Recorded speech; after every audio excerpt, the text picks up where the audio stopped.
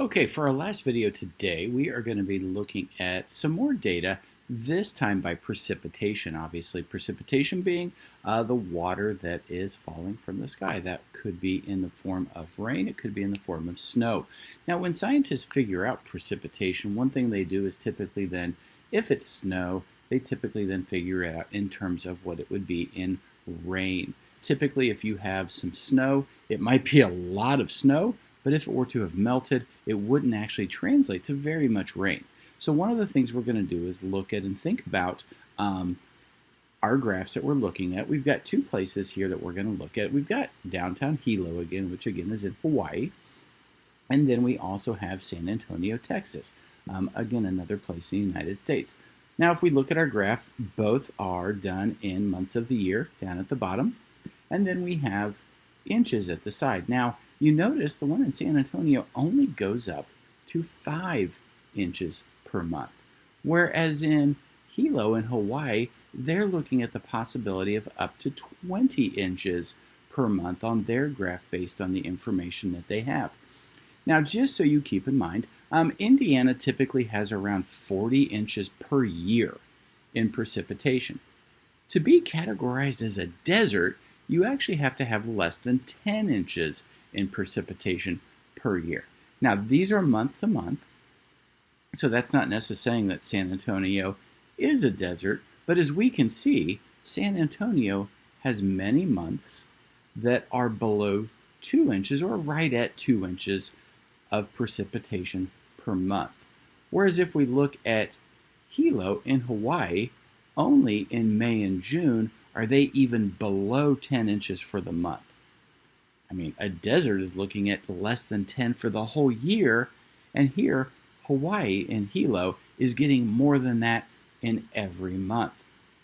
Now, the one thing I notice about Hilo, there's a couple months that maybe go up a little higher, March and April, which is going to be springtime, and then it seems like November gets really high as well, but the rest of them are fairly consistent. So I could deduce that in spring in Hilo, there's typically more rain. I look over in San Antonio, I kind of notice a similar trend. Now it's May and June in San Antonio, but May is still going to be considered spring. June is the end of spring, getting into summer. So again, I can deduce that those are the wetter months there as well. And as I looked at various graphs, that was the one trend I noticed, is that the spring was typically wetter. Think about this: April showers, bring May flowers. It's a little saying. It tends to be true, though. We do tend to get a lot more rain and precipitation in April and in May.